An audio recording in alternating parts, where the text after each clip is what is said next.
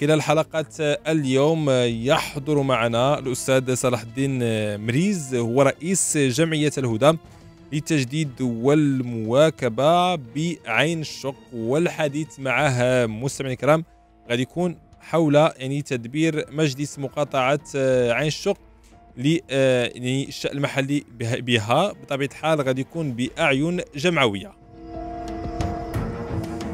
سي صلاح الدين مريز رئيس جمعية الهدى للتجديد والمواكبة، مرحبا بك وشكرا لك على تلبية دعوة البرنامج. السلام عليكم، مرحبا بنا عندكم، ونتمنوا على ان هذه الحلقه تكون خفيفه على المستمعين ديالنا. كلنا شفنا القوافل التضامنيه اللي مشات للمناطق المنكوبه، وكنتي تكلمتينا ايضا في حديثنا معك، وكنتي مرتي في نشرة الاخبار رفقه احمد معتصم خلال عمل تطوعي قمتوا به انتم قادتوا جمعيه الهدى للتجديد والمواكبه بعين الشق، ديتوا قوافل ومساعدات انسانيه للمناطق المنكوبه. شنو المنطقه مشيتوا لها؟ اولا سي طه، قبل ما ندخل معك في صلب الموضوع لابد اننا نعزيو الاخوان اللي توفاو في هذا الزلزال وفي هذه الفاجعه، والاسر ديالهم المكلومه في هذا الجلال اللي قدر الله علينا، وكذلك نتمنوا الشفاء العاجل للناس اللي مصابين. فكما تطرقتي، فاحنايا كمجتمع مدني وبصفتي كرئيس لجمعيه الهدى للتجديد والمواكبه، فتحنا قمنا منذ الوهله الاولى من وقوع الفاجعه، فبالتنسيق مع السلطه المحليه عندنا حنايا في عين المكان، فقمنا اولا باتصالات هاتفيه. واحد الاجتماع كان مصغر اللي كان عاجل ديال المكتب ديال نازل الجمعيه، من خلاله تطرقنا لعده نقاط اللي غادي نحاولوا اننا نسيبليوها ونمشيو نقدموا يد العون. فالفاجعه وقعت نهار الجمعه، فيوم الاثنين صباحا قرب مسجد المصلى، فكنا في ميدانيا امشي فيديو اللي كان لقى واحد التجاوب كبير ديال واحد الصديق، ومن خلاله كنا حنا حاضرين، وكانوا الناس ديالنا كانت الجمعيه كانوا المواطنين بصفه عامه، فتعاونوا في هذيك القافله اللي وصلت 11 ديال الليل. فلقينا على ان واحد المساعدات وواحد العمل قاموا به المواطنين والناس ديال السلطه والمجتمع المدني، فانطلقت اول قافله الامزميز والدواوين المجاوره. من بعد هذا ملي تاكدنا على ان وصلوا الامور بخير وعلى خير والناس استفدوا المتضرره، فيوم الخميس الماضي فتمت واحد القافله ثانيه اللي كانت بتشارك مع عده جمعيات ديال المجتمع المدني على مستوى ديال المنطقه ديالنا، واللي حتى هي وصلت للنواحي ديال تاودانت، وصلوا الناس بخير وعلى خير، وزعما مدوا الناس، مدوا مساعدات، افرشه، اغطيه، مواد غذائيه، اي حاجه اللي غتفيد دوك الناس هي وصلت في عون الله. نعم، الله يتقبل العمل ان شاء الله. صلاح الدين المريز اللي غادي ننتقل معك بطبيعه الحال القضيه المحلي بطبيعه الحال اللي هو كان الموضوع الاساسي لحلقتنا اليوم. فاحنا دائما بغينا ناكد المستمعين الكرام، احنا دائما في مواكبه ومتابعه لكل الاحداث اللي مرتبطه بالزلزال اللي عرفته بلادنا، بالضبط باقليم الحوز، وكنتمنى من الله عز وجل ان تكون اخر المآسي اللي تشهدها بلادنا يا رب. فبدايه سي صلاح الدين المريز، فاحنا اليوم غادي نشوفوا تدبير الشأن المحلي على مستوى مقاطعه عين الشق باعين جمعويه بطبيعه الحال. فتقييمكم العمل ديال المجلس الحالي، مجلس مقاطعه عين الشق، منذ انتخابه الى اللحظه. فقبل ما نجاوبك سي طه على السؤال، لابد على ان نوضحوا على ان هذه الامور اللي غادي نناقشوها في هذا البرنامج، ف كنناقشوا الناس المنتخبين باش ما ياخذوش عنا شي صوره، ولا حنا كنناقشوا الناس المنتخبين اللي هما كيسيروا. حنا كنتكلموا على المؤسسات، الامور الشخصيه خصها تكون بعيد بطبيعه الحال. فمنذ انتخاب رئيس هذا السي شفيق محمد بن كيان، فاولا كان واحد الانتخاب اللي هو غريب شويه في المغرب على ما اعتقد. كيفاش غريب؟ لان كانوا تطاحنات سياسيه قبل من الانتخاب ديال الرئيس كان جات وعكه صحيه عاجله، كان خارج المغرب، تم التصويت على الرئيس وهو خارج المغرب، والغريب في الامر لان يوم التصويت كان الرئيس اوسبيتاليزي وتم التصويت عليه رئيس. فغرابه الصدف وغرابه هذا المشهد هذا، فانا كنت حاضر. اولا نرجعوا للنقطه ديالنا على ان منذ زعما لان المكتب تكون وتشكلت الاغلبيه والاحزاب المسيره والناس اللي مشاو المعارضه، فتعطوا عود للساكنه والمجتمع المدني وعده امور اللي شفنا فيها حنا هذيك الساعه كمجتمع مدني وكمواطنين حنا صوتنا وشاركنا في العمليه على ان غيكون واحد جديد، وغيكونوا امور ايجابيه اللي ان شاء الله غادي تكون في صالح ديال الساكنه ديال العمالات مقاطعه عين الشق. دابا مرات تقريبا سنتين هذاك الشيء بقى حيبان على الورق. امور باش ما نعطيوش واحد الصوره سوداويه 100%، ولكن امور بسيطه اللي وقعت اللي كاينه. مثلا بحالاش الامور انه كانوا تعطوا وعود على ان الملاعب القرب غندوب بصفه حنا كمجتمع ملاعب القرب غيكونوا لحد الان دابا ما كاينينش. كانوا تعطوا وعود على ان المكتب المسير ولا الرئيس غادي يخدم مع جميع الجمعيات ديال المجتمع المدني. هادشي ما كاينش لحد الساعه.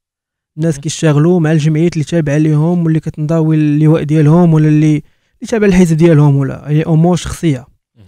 التجانس ديال المكتب فما كاينش واحد التجانس منذ التاسيس ديال المكتب، ما كاينش واحد التجانس. فعده امور غادي واخا نمشيو نقطه بنقطه. اليوم ملي كنتكلموا على نجاح اي اداره وبالاخص يعني ملي غنتكلموا على المؤسسات اللي تكون فيها منتخبين، سواء جماعات، مقاطعات، عمالات، يعني مجالس العمالات يعني وما الى ذلك وغرف، فالاستمراريه والنجاح ديال هذه المرافق هذيك تكون مرتبطه بالتجانس ديال الاغلبيه.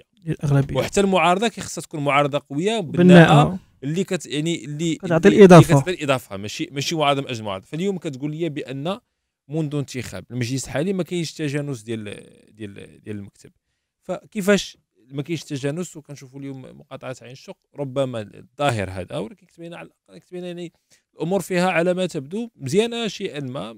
كاين مجموعه من الامور دارت، فبغينا نعرفوا حنا مثلا فاش ما كاينش التجانس. قربنا من الصوره اكثر. في التجانس فهو خصو يبان لنا على ارض الواقع وعلى الاشتغال ديال الاعضاء ديال المكتب المسير ولا ديال المستشارين. فاحنا كمجتمع مدني وهذا الشيء معروف، زعما هذا الشيء في الاوساط ديال الناس ديال عين الشق معروف. هذا الشيء معروف على ان كاينين جوج ديال الناس اللي كيسيروا في المقاطعه. كاينين النواب بلا تفويضات، كاينين النواب صوريين كامل احتراماتي للساده النواب. كاينه امور كعده مشاكل اللي كتواكب هذا المجلس هذا منذ التاسيس ديالو. انا شرحت لك الحيثيات ديال التصويت.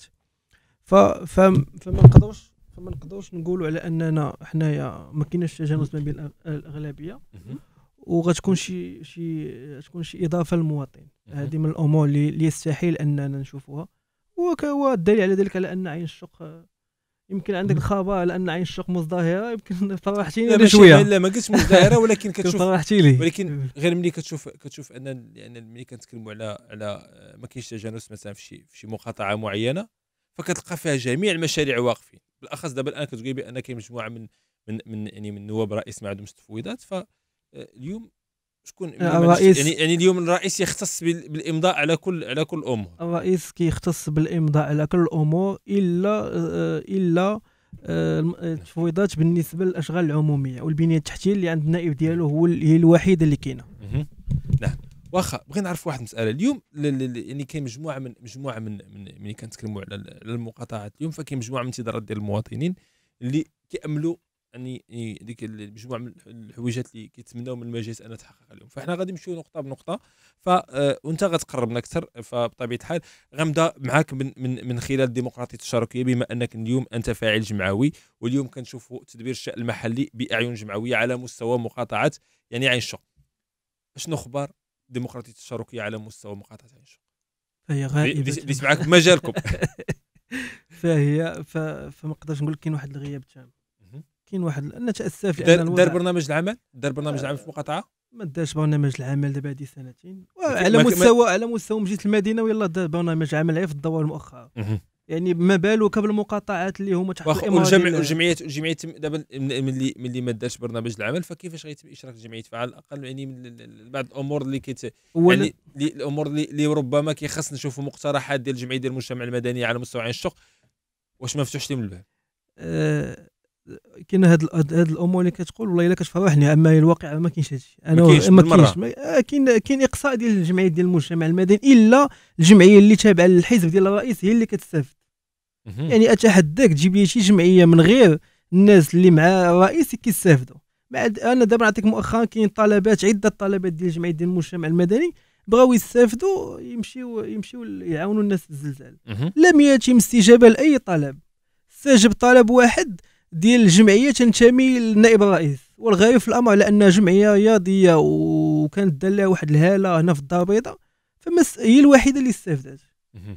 يعني ما كاين 68 طالب على ما اعتقد، الا ما قدرت 68 طالب اللي تحط، لم تستفيد اي جمعيه من هاد الامور هذه.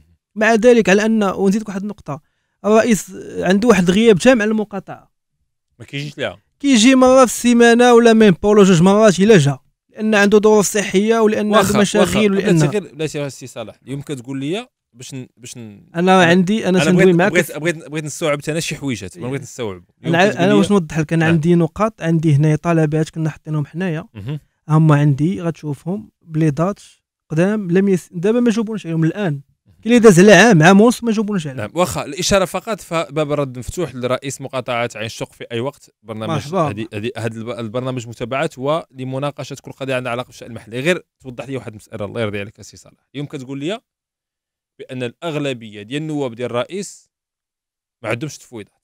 ما كاينش تفويضات، كاين عند نائب واحد هو اللي كيسير مع الرئيس. شحال عندهم تفويضات النائب؟ عنده تفويض واحد ديال الاشغال والبنيه التحتيه والاشغال العموميه، وما تبقى كله للرئيس في يد الرئيس. واخ اليوم كتقول لي الرئيس، يعني اليوم كتقول لي على ملي كتقول لي كنتكلموا على ديال الرخص، كنتكلموا على التعمير، كنتكلموا على النظافه، كنتكلموا الرياضه، هادشي كله عند الرئيس. اليوم كتقول لي الرئيس كيجي مره واحده في الاسبوع. واش غادي يبقاو مثلا الامضاء على مجموعه من الامور، مجموعه من الاشياء، ومجموعه من واش غيبقاو يتسناو حتى يجي الرئيس هاد المره في الاسبوع؟ نجاوبك سي طه. كاين اول حاجه، كاين دابا المنصات بالنسبه للرخص التجاريه، كاين المنصات، يعني الرئيس ولا كيسيني يعمل البي سي ديالو بالتشارك مع السيد مدير المصالح بعده امور، يعني الرقمنه هذه نقطه. كاينين رخص كيمشيو كيتسيناو في اماكن خارج المقاطعه، لا داعي للذكر ان كاين اماكن، هادشي واقع حنا كما قلتي حق رد عند اي واحد. حنا تنتكلموا على ان الرئيس والنائب ديالو هما اللي عندهم تفويضات. كان عاطي تفويضات، وقعوا مشاكل داخليه ما بين النواب، حنا داوين عليه، ما كاينش تجانس، وتم سحب هذوك التفويضات اللي عند الرئيس حاليا، الا تفويض واحد اللي عند النائب الثاني ديالو. عنده تفويض ديال الاشغال العموميه هو الواحد، اما باقي التفويضات انا كنعاودها فهي عند الرئيس. اليوم السي صلاح، انت كتكلم معايا بصفتكم رئيس جمعيه الهدى للتجديد والمواكبه، وانت ايضا يعني عضو بحزب يعني الاثر والمعاصره، واللي هو كينتمي للاغلبيه ديال مجلس مقاطعه عين الشق. فربما دابا اللي كيستمعنا غيقول لك راه كاين شي حاجه ما هياش فهذه من غرائب الصدف، راه كاين شي حاجه ما هياش من غرائب الصدف فكما قلتي. واخا اشنو خبر يعني النواب الرئيس اللي منتمين للاثر والمعاصره اليوم هما مازال الان في الاغلبيه، ومازال اليوم كيدبروا الشان ديال المجلس ديال والشان ديال مقاطعه عين الشق. شنو خبرهم؟ نواب الرئيس هما كيصوتوا في الدورات، يحضروا مره المقاطعات فقط. هادشي اللي عارف انا، اما شي تفويض داكشي ما كاينش، ما عندهمش. كاينين النواب كيحضروا المقاطعه كاشخاص، هما قابلين هذا الوضع، قابلينه. الاثر والمعاصره على مستوى عين الشق قابله هذا الوضع. اولا عيب باش نوضح واحد النقطه، لانك مشيتي لي الحزب الاثر والمعاصره.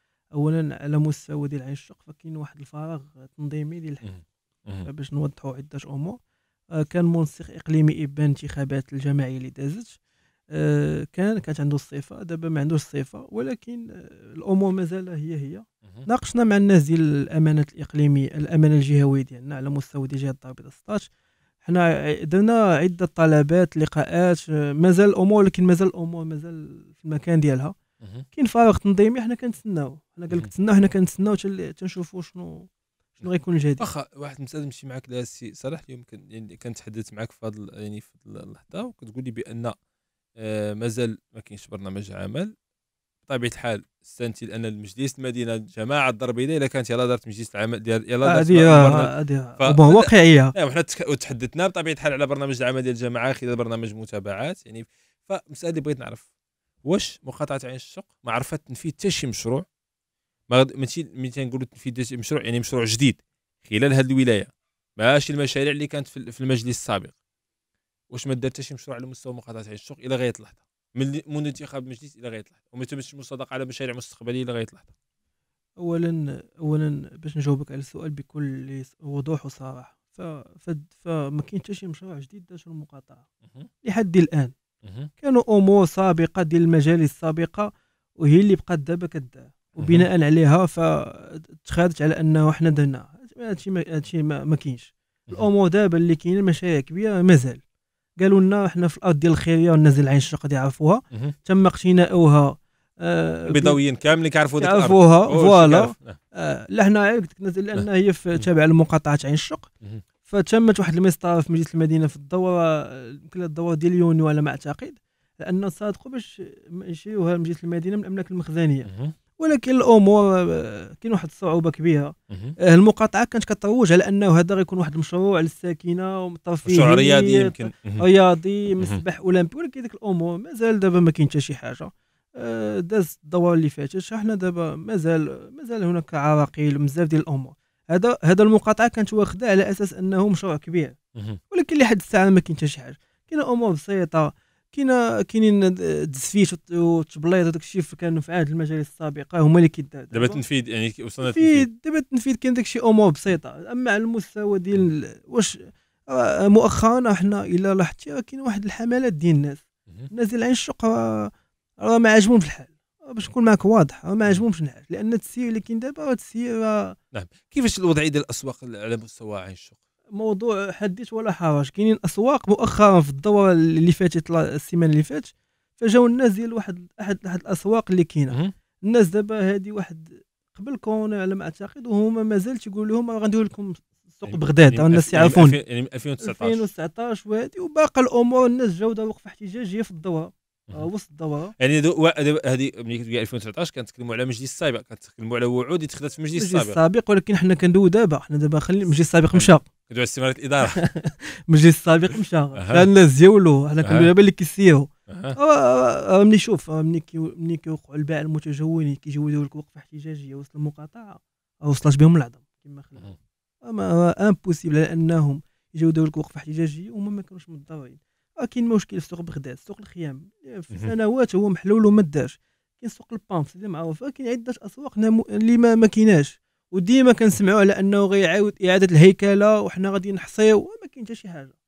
الناس ديال العين الشق كاينه واحد الناس ما دات حتى شي حاجه عامين هذه، وحنا غاديين دابا حنا غندخلوا 2024 وغنبقاو نسمعوا واحد الاسطوانات لا في اطار الصفقات. لكن الامور باقه في بلاصه واخا. وحنا كنتكلموا على يعني على عين الشق. ربما دابا الصوره اللي قلتينا دابا الان اللي عند مجموعه من المستمعين ديالنا الكرام، وانا كنشوفوا بان عين الشق الان واقفه.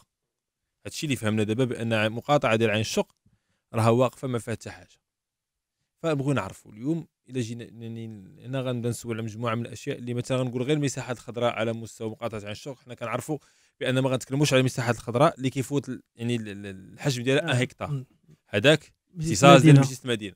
فاحنا غنتكلموا على المساحات الخضراء اللي دون هذه المساحه دي هي اقل منها، واللي هي في اختصاصات ديال مقاطعات عين الشق. كيفاش دايره الوضعيه ديالها؟ الوضعيه ديال لي زيسباس فير في المجلس السابق باش نعطيو بعض الامور، لان المجلس السابق كانت واحد السيده اللي النائبه اللي كانت مكلفه بهذه الامور، فكانت واحد الشغل ميداني كانت كديرو. ملي جا المجلس هذا اللي كاين دابا، فهما مؤخرا في الدوره السابقه صوتوا على عده مشاريع ديال البنايات الخضراء.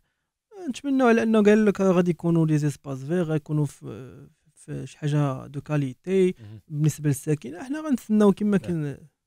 دابا حنا في الثلث ديال المده، ثلث المده، وحنا يلاه كنصادقوا دابا على باقي ما كاينش برنامج العمل واضح، ما كايناش لي زيسباس. ما تقدمت حتى شي رؤيه ديال البرنامج. تقدمت رؤيه، ولكن هذاك الشيء كاين خصك رؤيه تشاركيه. يعني كاين المجلس اللي كيسير، كاينين الناس ديال المعارضه، كاين جمعيه ديال المجتمع المدني، كاين عده امور. فنرجع لك المجتمع المدني باش نركزوا. دا واحد اللقاء في رمضان اللي فات، حضروا النائب ديال الرئيس، ما حضرش الرئيس لانه قال لك امور صحيه، قالوا بين قوسين ما حضرش لانه وجاو عده جمعيات ديال المجتمع المدني تما. ولكن وهذاك اللقاء عرف واحد عده مؤاخذات على التسيير. انا ذاك تنعاود لك، انا في 2022 2023 جو بونس، هذا رمضان اللي فات.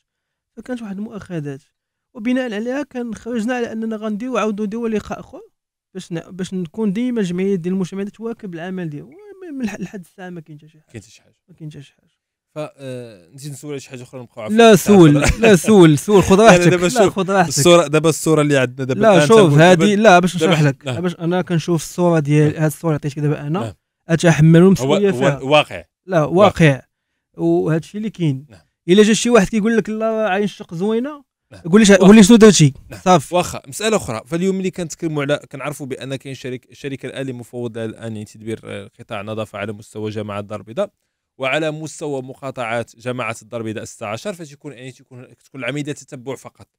كنشوفوا هاد الشركه هذه المفوض لها واش دايره العمل ديالها ولا لا. بالنسبه للتتبع ديال النظافه على مستوى مقاطعه عين الشق، كيفاش داير المساله اليوم اللي كنتكلموا على النظافه؟ كنتكلموا على واحد المرفق حساس الى جانب مساحات الخضراء بطبيعه الحال.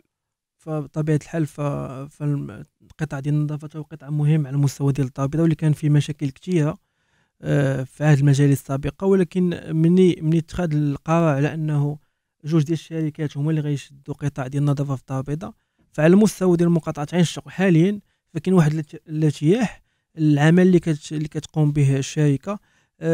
فكاين واحد حتى مستوى ديال التشبع كاين، وكاين حتى الناس ديال الشركه المفوض لها فما كيقوموا بمجهودات كبيره. اشكاليه اللي كاينه وهي كتناقش الان في مجلس المدينه هي ديال الازبال النفايات الصلبه. هذه اللي كاين مشكل كبير في الدار البيضاء بصفه عامه، فمازال ما عرفوش واش غادي يدخلوها لهم حتى هي تولي عندهم في الكاي شارج وتدخل من الاهداف ديال هذه، او لا دير لا كرياسيون ديال الشركه جديده. فهذه هذه النقطه اللي انا من يعني في الموقع اللي انت جالس فيه كان معنا يعني في احدى الحلقات سيمون احمد افيلال ونائب عمده مدينه الدار البيضاء المكلف بقطاع النظافه، وكان قال بان غيتم احداث مطرح خاص بالنفايات الصلبه، وكان قال بان غتكون عمليه جمع النفايات الصلبه على مستوى جامعه الدار البيضاء ككل. فاحنا لازلنا ننتظر، فكنتمناو ان شاء الله هذه المساله هذه الله سي افيلال رجل جايبه، رجل خبره في هذا الشيء. ولكن باقي لحد الساعه ما دات حتى شي حاجه. هادشي باقي لحد الساعه ما كاينش، باقي اشكاليه كبيره ديال النفايات الصلبه على المستوى ديال الدار البيضاء ومقاطعه عين الشق. نعم. واخا اليوم سي صلاح الدين المريز رئيس جمعيه الهدى للتجديد والمواكبه، فبون اليوم باش نشوفوا مقاطعه عين الشق كيف ما كتمناو نتوما وكيف كتمنى الساكنه ديال عين الشق وكيف ما غيتمناو البيضاويين كاملين. لان اليوم ولو حنا اليوم الا كنا كنتكلموا على التقسيم ديال المقاطعات، فحنا البيضاويين نجوا جميع مقاطعات دائما. الا كنتي انت كتسكن في عين الشق كتلقى عندك مثلا كتلقاك خدام مثلا في اونفا ولا خدام في المعارف ولا عندك واحد العائله. فاليوم ملي كنتكلموا على الدار البيضاء فكنتكلموا على يعني واحد المحيط اللي حنا كنعيشوا فيه بشكل يومي. بطبيعه الحال فباقي المدن فهما كيشكلوا الوطن ديالنا بطبيعه الحال. فنبغيو نعرفوا اليوم على مستوى مقاطعه عين الشق اشنو خصو يدار باش نشوفوها مقاطعه كيف ما كتمناو، كيف ما يتمناو كاع البيضاويين. اول نقطه كنشوفوها حنا كمجتمع مدني ولا كساكنه هي انه تكون واحد كما تيقولوا المغاربه القلوب صافيه بين اعضاء ديال المجلس. هنا كنشوفوا المسائل الداخليه عاد باش تقول لي شنو غدير. خاصك تكون انت مقتنع بيا، كرئاسه وكنائب وكمستشارين. هذا هو المشكل. منين نحيدوا هذه المرحله هذه وتكون الامور بخير بين الناس ديال المكتب. كنعاود نسطر على هذه النقطه هذيك الساعه غادي نشوف عده امور. راه كاين خصائص كما دوينا دابا، كاينين مستوى ديال التزفيت ديال التبليط، رغم انه تقال لك غدات الصفقه ولا هذه، ولكن مازال ما شفنا حتى شي حاجه. داج مؤخرا واحد الصفقه على المستوى ديال القطاع الرياضي، يعني صارت على واحد الشركه ويمكن توصلوا كاع بالمعدات الرياضيه. فعده امور غدات يقول لك حنا غنديروا، ولكن لحد الساعه ما كاين حتى شي حاجه. بالنسبه كما حنا كنشوفوها كمجتمع مدني، فخصنا اولا تجديد ديال كما قلنا ديال لي سباس فير. هذه اول نقطه. الحل ديال المعضله ديال الاسواق النموذجيه، معضله كبيره كيعيشوها الناس ديال عين الشق. كاين عاوتاني بالنسبه كاين الموضوع ديال الملاعب القرب. كانوا تعهدوا على انه غيكونوا ملاعب اضافيه وداك الشيء. حنا دابا ديما كنسمعوا تعهدات ديال الناس اللي كاينين دابا دازت عامين وحنا مازال تنسمعوا يمشي هذا الشيء. ما علينا. قال لك غيكون الصيانه ديال الطرق. يعني هادو هما الامور اللي في اطار النطاق ديال الاقتصاد ديال الجماعه. هذه الامور اللي عندك النظافه. حنا الامور بخير وعلى خير بالنسبه للنظافه. كاين التزفيت والتبليط قال لك حنا خدامين فيه، كاينين صفقات ديال لا خدامين فيه كيف واش خدامين فيه الان بدات العمليه او لا عاد غادا تبدا؟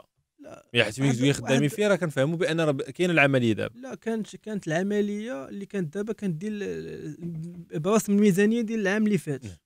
ومن هاد المنبر ديالكم فاحنا كمجتمع مدني كنمثلوا واحد 3 ديال المناطق في عين الشق بين المدون حاميه للاندلس، فتم اقصاء ديالها بصفه تامه. الغريب في الامر على ان توصلتوا من موظفين بالمقاطعه واللي امور اللي شويه تحوز في النفس، على انه كنا حنا برمجنا عده ديال، كنا طلبنا من الرئاسه على ان يكون واحد التسفيت بالنسبه هذا طلب الى هذا من جمعيه الهدى لتجديد المواكبه الى رئيس مقاطعه عين الشق. هي الموضوع هو شكايه مستعجله حول القيام بعمليه تصريف الزنقه 55 بين المدن. فهذا كان بتاريخ ديال 30/6/22، هذه سنه تقريبا او اكثر من سنه. فالغريب في الامر هو اننا كنتوصلوا من الموظفين على انه سامحهم الله النائب اللي شاد هذا القطاع هذا فكيقصي هاد الازقه. الغريب في الامر وقت تفويض ولا لا؟ وقت تفويض لا اللي عنده تفويض ملي غيسمعنا عارفني ما دابا حس لا اللي عنده تفويض لانه هو اللي عنده هادشي. كيتم اقصاء المناطق هذه. علاش؟ لان حنا دوينا وحنا الناس الساكنه كتعاني. ماشي هاد التفويضات هادو ما كنديهمش انا للدار ولا كيديهم شي واحد، الساكنين كيطلبوا منا هادشي. تم اقصاء ديالهم. علاش تم الاقصاء؟ واش هذه حسابات سياسيه ولا منطقه ماشي لا دابا شوف، لان اليوم خاصنا نفهموا، لان اليوم الامر اللي هو ماشي في مصلحه الوطن، ماشي في مصلحه الوطن، هو ان ندخلوا الحسابات السياسيه. لان بعض الاحيان عاوتاني كتلقى مثلا تلقى حتى واحد مثلا فريق في المعارضه ديال المعارضه كتلقى مثلا كيدخل الحسابات السياسيه وكيوقف يعني حجره في امور واقعيه. فاليوم ملي كتجي واحد المنطقه مقصيه واش هي في حاجه للاصلاح وكاين مناطق اخرى اكثر منها نعطيوها الاولويه، او ولا هي اكثر تضررا، او لا كاين حسابات سياسيه او لا. فاليوم شنو الحاصل؟ استطاعه احنا الحسابات السياسيه خارج هادشي خصنا نحيدوا عليه، لان هذه مصلحه الساكنه. هذه مصلحه الساكنه. احنا تنحطينا الطلب ديال على ان هاد الزناقي الفلانيين في هاد البلاصه الفلانيه واكلين العصا وبتصاور وبادله، وكنتفاجئوا بان موظفين في المصلحه المعنيه كيقول لنا تم اقصاء هاد المنطقه بعينها ودينا الزفت لبلاصه اخرى. علاش؟ عارف كنقول بدون سبب. حسابات السياسيه الله اعلم. انا ما عطاوش اسباب. انا شوف انا ما نعطيش الخلفيه ديال السيد اللي حيدهم علاش، ولكن فين مشى داك الشيء اللي كان هنا مشى المنطقه سيدي معروف، وحنا كنربطوا ما بين الناس اللي كاين سيدي معروف والناس اللي كتسياسه كاين سيدي معروف. هذه امور واضحه. واخا عاود سولتهم علاش يمشى نقدروا هذه، قال لك تسناو للسنه المقبله. فاحنا عندنا ازقه، عندنا الزنقه 55 اللي الرئيس انا دويت معاه شخصيا فيها.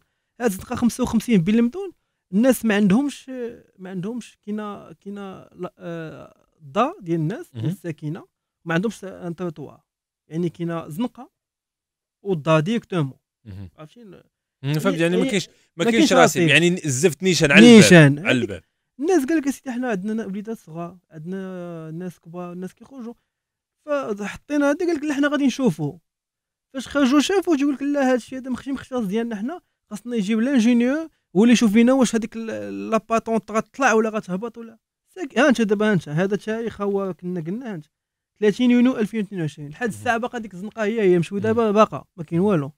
ما كاينش الاشكال. هذا الاشكال كاين في مجموعه من الازقه ماشي غير على مستوى مقاطعه عين الشق، فكاين مجموعه من المناطق. فهذا حقيقه يعني اشكال حقيقي، لان ملي تيكون تطوار كنقول بان تنقولوا الراجلين ها بلاصتكم فين كاينه، اصحاب السيارات والدراجات ها الطريق ديالكم منين كاينه. فاليوم ملي ما تكونش يكون الامر صعب شيء. لا هذه والله لا امور زعما كاينه صعيبه، لان هذا الشيء تيكون يقدر الله يستكون حوادث مميته، يكونوا بزاف ديال الامور.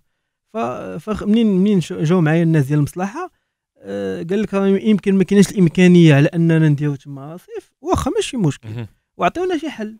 ماشي حنا نبقاو حنايا جالسين والناس لي زاكسيدون تبغي تيموت شي واحد عاد باش يعني باقي ديك الساعه لحد الان. كان مؤخرا كان واحد الاتصال مع الرئيس، طلبنا واحد طلب لقاء طلب تاريخ 8 غشت وضعت الطلب. طلب لقاء بعد انني استشرت مع الرئيس هاتفيا باش الناس ديال الساكنه ديال بلمدون وحي الاندلس وحامله يجوا، لان كاين متطلبات ديال الساكنه، فهاد الطلب هذا قامت عليه القيامه تنقول لك. علاش؟ لان تيقول لك انا كندير امور سياسيه ضد الرئيس وانا ما باغيش المصلحه، انا كنقلب. فهانت جواب الرئيس، جاوبنا الرئيس كتابيا. شوف شنو نطلب منه. دابا حنا ملف تقني، دابا بالله عليك حنا كمجتمع مدني وحنا كساكنه كيفاش غادي نوجدوا ملف تقني؟ واش حنايا اختصاصيين في الموضوع؟ لا، نطلب منكم وضع ملف تقني يتضمن كافه المشاكل اللي كتعاني منها ساكنه بلمدون وحي الاندلس، وذلك للاطلاع عليها ودراستها قصد القيام باللازم في حدود صلاحيات مصالح مقاطعه عين الشق. فهمت؟ هذا دابا حنا ملف تقني، دابا بالله عليك عطيني كيفاش غنصوب لك انا ملف تقني، وهادو ساكنه صوتوا عليك وجيتي عندهم وكتقول لهم دابا ملف تقني. دابا عطيني كيفاش غنصوبوا حنا ملف تقني. ملف تقني خاصو خبراء، خاصو الناس ديالو اللي غيقول لك ها المشاكل. يعني كاين شويه ديال الامور السياسيه اللي ماشي في صالح ديال المنطقه. فالرئيس اللي جا يخدم ويشتغل ويدير جهده، الناس غادي يمشيو معاه. والخطير في الامر على انه يتم اقصاء ديال الجمعيات ديال المجتمع المدني. انت هذه واحد الظاهره اللي هي شويه خيبه، ما كانش في المكاتب السابقه، كانت مع هذا المكتب هذا. فتيقول لك جمعيات هدى باغ اكزومبل لا ما نعطيوش، جمعيات فلان ربما انهم كيشوفوا ان الجمعيات ربما كتخدم مثلا مصالح ديال الاحزاب اخرى او شيء من هذا القبيل. ربما يعني وهاد الامور هذه كنعيشوها، لان ماشي باش نكونوا واضحين، ماشي كاع الجمعيات اللي كاين الان اللي كتنشط كنلقاوها جمعيات مثلا كتقوم بالعمل التطوعي ديالها فقط. فكتلقى دائما كاين بعض الجمعيات اللي كتلقى موراها مثلا شخص معين ولا حزب معين، ولا ربما هذو الاسباب اللي نقدروا نقولوا انها كيرفض مثلا هذه المساله هذه. لا، هي شوف، هي اي جمعيه عندها الحق انها الناس اللي فيها يمشيو للاحزاب السياسيه، داك حق السوي ديالو بغى ينتمي، ما داكشي تيبقى ديالو. ولكن ملي كيطلعوا الناس اللي منتخبين كيطلعوا يسيو، خاصك تحيد الحزازات هذه. الا بغيتي المنطقه تزيد، عيد خدم لي مع جمعيه ديال حزب اكس، جمعيه ديال ما كاينش مشكل، ياك في الصالح ديال المنطقه. وانت كتعرف لان دابا كاين اليات ديال التتبع.